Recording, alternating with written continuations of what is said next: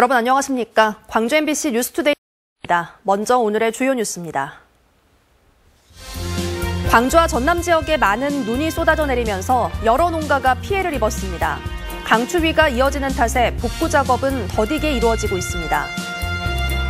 전남 지역의 생산액 중 상당 부분이 타 지역으로 빠져나가는 것으로 나타났습니다. 지역민 소득으로 이어지지도 않은 것으로 분석됐습니다. 전라남도가 각종 패션쇼의 무대가 되는 등 패션업계의 주목을 받고 있습니다. 대구에서 호출료와 택시회사 수수료가 없는 대구로 택시 앱이 본격 운영됩니다. 역대급 폭설이 쏟아진 광주 전남 지역에서 본격적인 복구가 시작되지 못한 채 피해 규모가 갈수록 커지고 있습니다.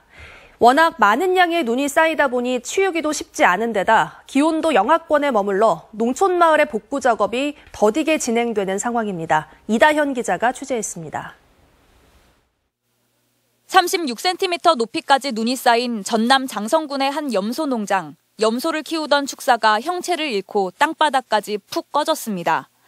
낮이 돼도 여전히 녹지 않고 쌓여있는 눈은 힘없이 무너져 내린 시설하우스 구조물을 짓누르고 있습니다. 완전히 못 쓰죠. 지금 여기뿐만 아니라 그 바로 옆 동네도 지금 다 이렇게 이 정도 지금 무너져 버렸습니다. 이 하우스에도 염소 40마리가 살고 있었는데요. 원래는 이렇게 단단한 철제 파이프가 지붕을 떠받치고 있었는데 엿가락처럼 휘어서 바닥까지 주저앉았습니다. 시설만 망가진 게 아닙니다. 구조물이 순간적으로 무너지면서 안에 있던 염소 5마리가 피하지 못하고 죽었습니다. 300마리에 이르는 다른 염소들은 창고로 잠시 대피시켜놨지만 공간이 비좁아 서둘러 대책을 세워야 합니다. 항상 그 자식같이 이렇게 키워왔는데 이렇게 죽어나가고 그러면 마음이 아프죠. 또 밟혀 죽을 확률이 많아서 지금 저 마음이 지금 급합니다. 지금. 레드향 농가하우스도 푹 내려앉긴 마찬가지입니다. 천장이 꺼지면서 일조량을 조절할 때 쓰는 커튼도 열지 못하게 됐습니다. 미치겠어요 지금. 한기도 못 오지. 햇빛도 못 받지. 이게 어떻게냐 이 말이에요. 반짝 햇살이 비치면서 눈이 녹기 시작해 빈틈 사이로 물이 흘러내립니다. 농민이 삽으로 눈을 치워보지만 애써 키운 과실의 품질이 떨어질까 노심초사입니다. 저 사방천에서 주문이 막 들어오고 근데 이렇게 생겼는데 어떻게 일을 하고 있어요. 전남 지역에서 이번 폭설로 피해를 본 농업시설하우스는 84곳, 축사는 13곳으로 집계됐습니다. 주말 휴일이 지나 본격적인 조사와 복구 작업이 시작되면 피해 규모는 더 늘어날 것으로 전망됩니다. 눈앞의 피해도 걱정이지만 최강 한파 속에 복구가 늦어지면서 농민들의 근심이 깊어지고 있습니다. MBC 뉴스 이다현입니다. 기록적인 폭설이 쏟아진 광주에서 도로마다 크고 작은 웅덩이가 생겨남에 따라 광주시가 긴급 보수 작업에 나섰습니다. 광주시는 자치구와 민간업체의 협조를 얻어 총 9개 팀, 21명 규모로 긴급 보수팀을 꾸려 폭설 이후 발생한 도로 웅덩이를 신속하게 복구하고 있다고 밝혔습니다. 광주의 경우 지난 2020년 폭설 이후 7,600여 건의 웅덩이가 발생해 관련 차량 사고 830여 건이 접수됐습니다. 폭설이 내렸지만 상수원 저수율은 큰 변동이 없는 것으로 나타났습니다. 눈이 내리기 전인 지난 21일 동북댐의 저수율은 27.08%, 주암댐은 29.27%를 기록했는데 눈이 내린 이후인 25일 기준 저수율은 각각 26.67%, 29.27%로 저수율 하락이 계속됐습니다. 눈이 녹으면서 물 유입량은 늘겠지만 1월 초까지 별다른 비 소식이 없어 물 절약 이외에는 별다른 대책이 없는 실정입니다. 눈은 모두 개었지만 워낙 많은 눈이 내렸기 때문에 아직도 도로 곳곳이 빙판길입니다. 오늘 출근길, 눈길 미끄러지지 않도록 천천히 안전운전 하셔야겠고요. 보행 안전에도 각별히 주의하셔야겠습니다. 한편 강추위가 계속되고 있습니다. 담양과 곡성, 구례와 화순에는 한파주의보가 내려진 가운데 영하권 추위가 이어지고 있습니다. 광주도 마찬가지입니다. 오늘 출근길 기온 영하 4, 5도 안팎으로 어제보다는 3도가량 높지만 여전히 아주 춥고요. 한낮 기온도 4도 안팎에 그치면서 어제와 비슷하겠습니다. 날씨 정보였습니다. 전남의 1인당 지역 내 총생산 액수가 서울시와 맞먹는 것으로 나타났습니다.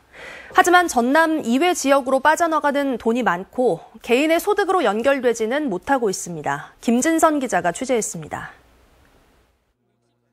통계청이 2021년 지역소득 잠정 자료를 발표했습니다. 전남의 지역 내 총 생산액은 88조 원으로 전국 17개 시도 가운데 8번째 규모였습니다. 1인당 지역 내 총 생산 규모는 4,951만 원으로 서울시 4,965만 원에 필적하고 울산과 충남, 서울에 이어 4번째로 많았습니다. 하지만 전남의 생산액이 지역민 소득으로 연결되지는 않았습니다. 전남의 지역 총소득 규모는 69조 원으로 총 생산액 88조 원에 비해 19조 원이 적었습니다.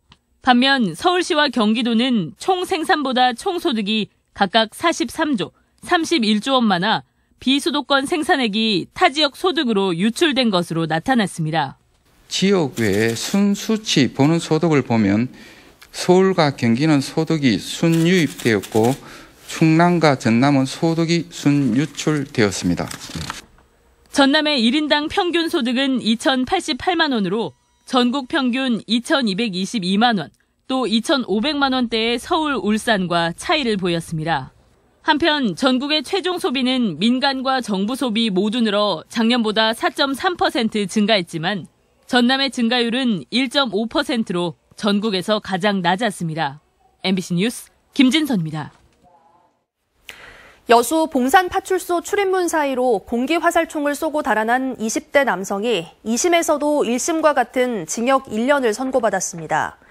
광주지법 제3형사부는 특수공무집행 방해 등의 혐의로 1심에서 징역 1년을 선고받은 이 남성에 대한 항소심에서 항소를 모두 기각했습니다. 이 남성은 지난 6월 말 새벽 복면을 쓰고 파출소 출입문 사이로 공기화살총을 한 차례 쏘고 달아난 혐의로 구속 기소됐습니다. 검거 후 경찰에는 은행을 털어 돈을 마련하려고 했는데 경찰관을 상대로 강도범죄 예행 연습을 한 것이라고 진술했습니다.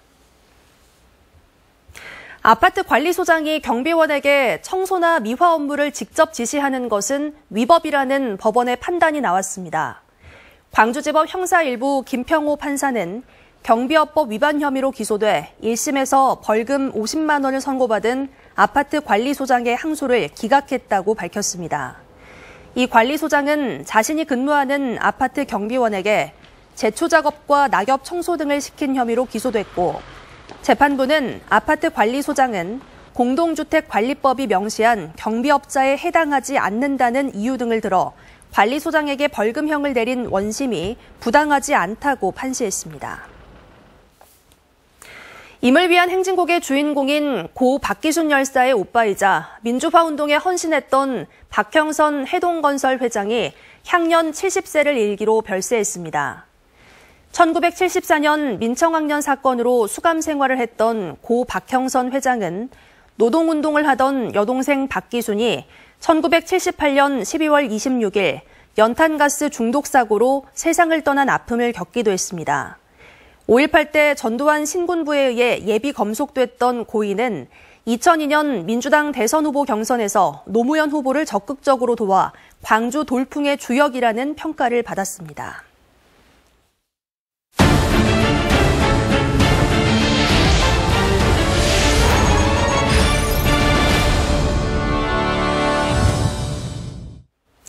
남도의 관광자원들이 고유의 색깔과 양식을 무기로 패션쇼의 무대가 되고 있습니다. 유행에 민감한 패션 산업이 남도를 주목하는 이유는 무엇인지 양현승 기자가 보도합니다. UN 세계관광기구가 세계 최우수 관광마을로 꼽은 신안군 퍼플섬.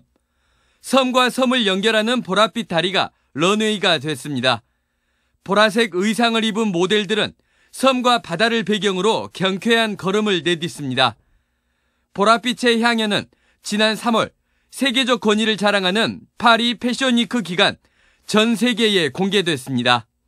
올해가 트렌드 컬러가 퍼플 컬러예요. 전 세계에서도 이런 장소를 찾을 수가 없고 아름다운 진짜 자연 환경이 너무나 좋아서 목포시가 지켜왔던 근대 역사 문화 공간도 패션쇼의 무대로 변신을 꿈꾸고 있습니다. 다음 달 초 근대 역사관 일대 목포 원도심 거리에서 패션 영상이 촬영되고 해관 1897 옛 목포세관 창고에서는 근대 의상을 재해석한 패션쇼가 열릴 예정입니다. 1930년대부터 60년도 동안 60년대 의상을 준비해왔던 것을 이번에 다시 재해석해서 선보이게 되면서 패션쇼를 하게 돼서 매우 기쁘고, 패션과 어우러진 지역 관광 자원의 멋이 관광객들의 필로 이어지길 자치단체들은 기대하고 있습니다. MBC 뉴스 양혜승입니다. 전남의 해상풍력 발전을 뒷받침할 법안 제정이 속도를 내지 못하고 있습니다. 국회에 발의된 특별법은 풍력 발전과 관련한 인허가 기간을 2년 10개월로 단축하는 내용을 담고 있지만 1년 6개월째 상임위원회에 계류된 상태입니다. 또 신안 8.2기가와트 해상풍력 발전단지는 공군에서 군사 레이더를 문제로 실시 설계 승인을 위한 의견 청취에서 동의하지 않는다는 의견을 냈습니다. 지난 3월 대선을 앞두고 여야 간 기싸움을 벌였던 흑산공항 사업이 별다른 진척 없이 해를 넘기고 있습니다. 국민의힘은 대선 전후에 흑산공항 사업의 원활한 추진을 여러 차례 언급했고, 이준석 전 대표가 국민의힘 서진정책의 핵심 사업으로도 흑산공항을 꼽았지만 정치 지형 변화와 국립공원위원회 미개최 등으로 답보 상태가 계속되고 있습니다. 국립공원위원회는 2016년부터 수차례 회의를 열었지만 경제성과 환경성 논란 속에 결론을 내지 못했습니다.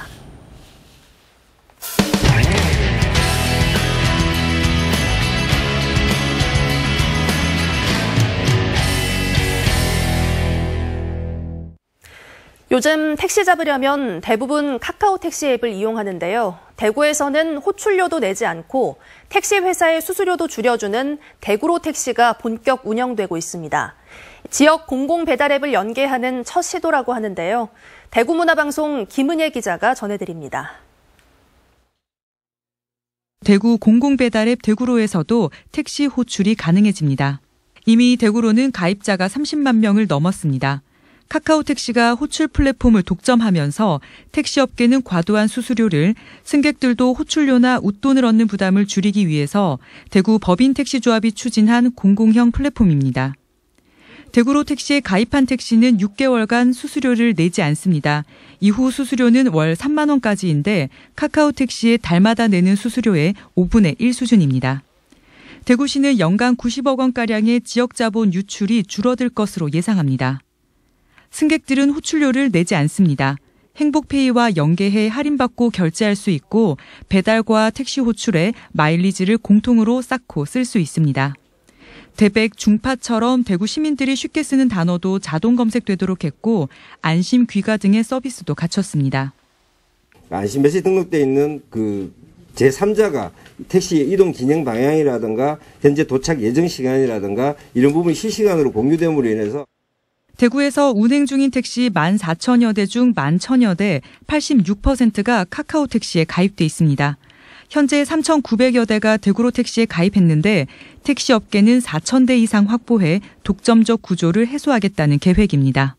최소한 5분 이내 도착하기 위해서는 가입 대수 확보가 우선되어야 하는데 우리 조합에서는 출범 후에도 계속 가입을 유도해서 부산의 동백택시와 인천의 이음택시 등 지역 화폐와 연계한 공공호출 플랫폼은 있지만 대구처럼 공공배달앱과 연계한 시도는 처음입니다. 공공배달앱 이용률이 22년 3분기 기준 49.25%로 7대 특광역시 중 가장 높아 이용자 확보는 좋은 여건입니다. 대구시도 대구형 택시 홍보 등에 예산을 투입하지만 장기적으로는 얼마나 자생력을 갖추느냐가 관건입니다. 마일리지를 우리 은행 적금에 이자를 연결시킨다든지 그런 서비스를 지속적으로 갈 수 있는 그런 내용들을 우리 지역 기업들하고 같이 고민을 하고 있습니다. 거대 플랫폼 업체에 도전장을 내미는 대구형 택시 호출 플랫폼이 기대만큼 빠르게 안착할 수 있을지 주목됩니다. MBC 뉴스 김은혜입니다. 전라남도가 공공과 민간에서 설치한 전기차 충전소, 주차장 등에 사물주소를 부여했습니다. 전라남도는 2019년부터 5개 대피소와 버스 정류장 등 11,000여 곳에 사물주소를 지정했고 주소 검색이 가능해지면서 긴급 상황 대응과 주소 검색 등의 편의가 커질 것으로 보입니다. 눈이 많이 내린 여파로 아직 출근길 곳곳이 빙판길입니다. 오늘 눈길 미끄러지지 않도록 교통안전에 각별히 주의하셔야겠고요. 보행안전에도 주의하시기 바랍니다. 강추위가 계속되고 있습니다. 담양과 곡성, 구례와 화순에는 한파주의보가 내려진 가운데 영하권 추위가 이어지고 있습니다. 광주도 마찬가지입니다. 오늘 아침 기온 영하 4, 5도 안팎으로 어제보단 3도가량 높지만 영하권 추위가 계속되고 있습니다. 한낮에는 그나마 추위가 덜합니다. 한낮 기온은 4도에서 5도 안팎으로 어제와 비슷하겠습니다. 한파특보가 내려진 곡성과 구례를 중심으로 심한 추위가 이어지고 있습니다. 곡성의 현재 기온 영하 10도까지 낮아져 있는데요. 한낮 기온 3도로 낮 동안에는 영상권 기온을 다시 회복하겠습니다. 바다의 물결은 전해상에서 최고 2m 안팎으로 일겠습니다. 당분간 아침 저녁으로는 영하권 추위 겠고요. 다가오는 목요일 서해안을 중심으로 눈 소식 들어 있습니다. 날씨 정보였습니다. 다음은 희망 2023 나눔 캠페인에 성금을 보내주신 분들입니다.